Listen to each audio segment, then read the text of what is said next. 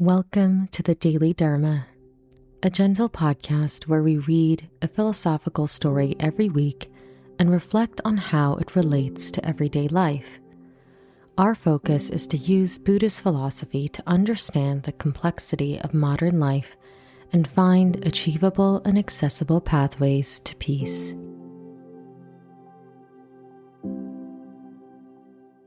Hi everyone, welcome to the Daily Dharma. In this episode, we'll be talking about the nature of things, and the story that we'll be reflecting on this theme is called The Scorpion, and it comes from the book Tiger, Mouse, Strawberry by Yuki Senda. Here is how the story goes. On a beautiful summer day, a monk strolled along a river when he noticed a scorpion floating helplessly in the water. Knowing that scorpions cannot swim, the monk did not think twice and went to the shore. There, he grabbed a bush growing at the river's edge with one hand and the scorpion with the other to pull it out of the water. The monk caught the scorpion and pulled it to the shore. But just as he was about to move the scorpion to dry land, it turned and stung him. Reflexively and with a stinging pain, the monk pulled his hand away, causing the scorpion to fall into the water. When the monk realized this, he reached out again towards the scorpion.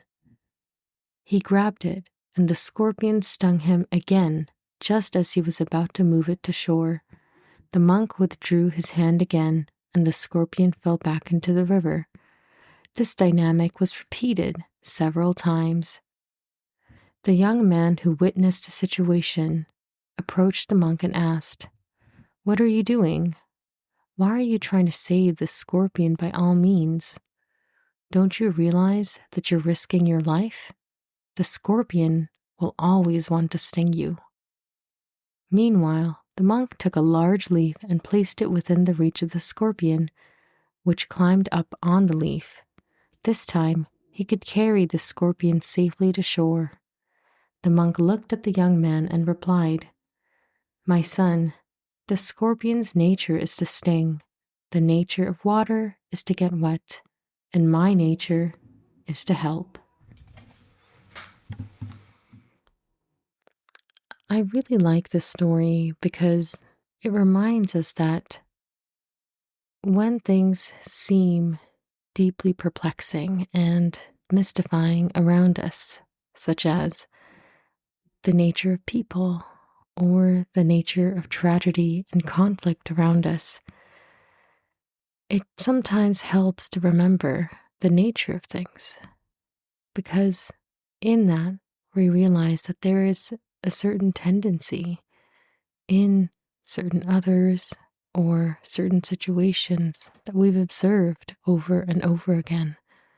And in realizing this, we start to see the patterns by which life can sometimes unfold around us, and it doesn't surprise us as much anymore. I think most recently, just reflecting on the nature of things was really helpful as I was traveling through hectic airports and very much packed flights. I think the nature of people is to try and find a little bit of comfort for themselves, to try and get through the lines and to guarantee some sort of safety or some sort of happiness in this really difficult environment. And just remembering that airports are quite difficult by nature for many of us, and flights are the same. In just remembering that, I feel so much more empathy and understanding towards others, especially when they do things like recline their seat a couple inches from your nose. And of course, I, as a person who would really avoid trying to do that, realize that, well, that's just my nature. Maybe the person in front of me is simply trying to reduce their back pain because the flight is so long and so difficult. And therefore, in just reflecting on how things are in general for people in this environment, it makes understanding their behaviors so much easier. Because what I find is oftentimes what really distresses us is the why. Why did someone behave like this? Why did this happen to me the way it did? And we sometimes forget that more often than not, the way people behave and the way things are, the way systems operate, are not based on individual perceptions and interactions, but rather on patterns, on what people generally do, and thus is echoed and reflected by others. For example, that's what I see in airports and flights, is that people tend to focus on just minimizing their pain and maximizing their pleasure because they're in such a difficult environment anyways. And thus the awareness that there are other people around you goes down and awareness of the self goes up. And I do think that that's quite normal in environments where you just have way more discomfort.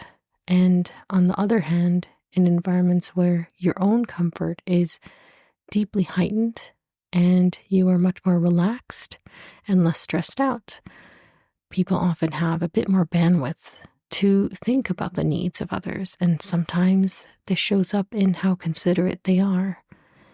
And in just realizing this, it's made traveling, it's made flying a little bit easier because I realize that none of this behavior is personal.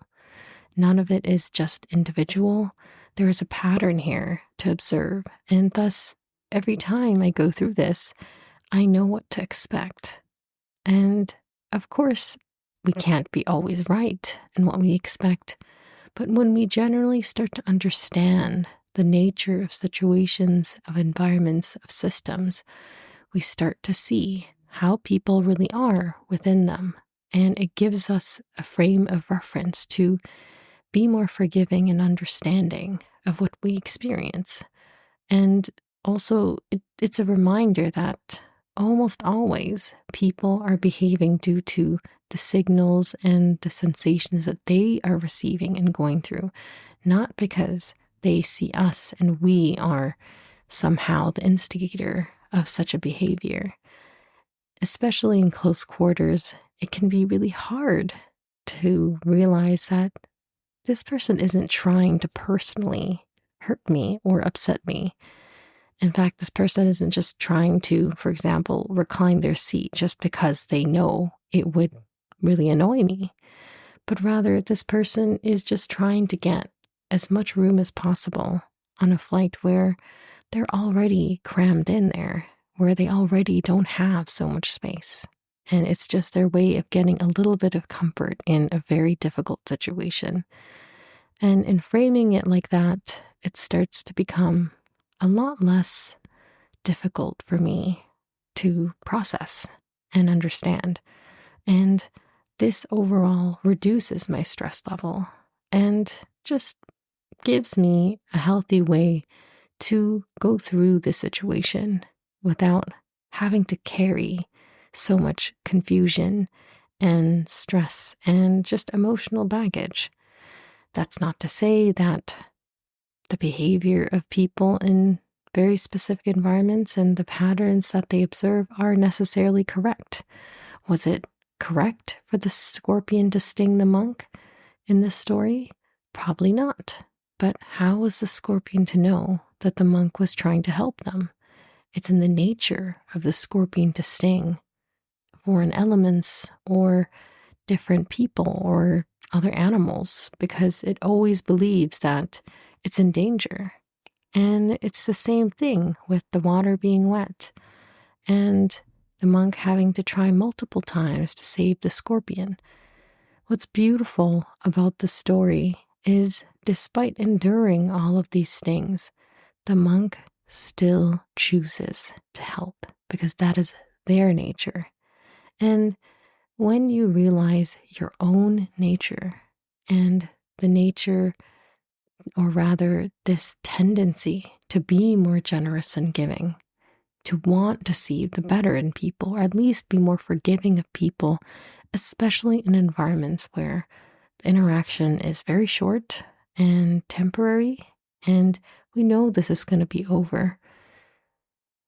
Remembering this can be very, very helpful and can be so much easier than just engaging in anger and frustration in that moment. And that's not to say the feelings of anger and frustration aren't valid in situations where, yes, people can make better choices. But rather, when we remember the nature of how situations and circumstances can shape people's behavior, we realize that the outcomes are not due to our own targeting, but rather just how people are often a reflection of the patterns that we see in different systems, situations, and environments. Thank you so much for listening to this episode. I have come back from my travel, and I have to confess the jet lag is very difficult, and I'm still trying to sleep it off, but it is getting better every day. So thank you so much for bearing with me in the 2 travel episodes that came before this one. And I hope you have a beautiful, safe, and joyful week ahead of you. And if you have any thoughts or questions you'd like to share, please email me at dailydharmapodcast@gmail.com. Until next week.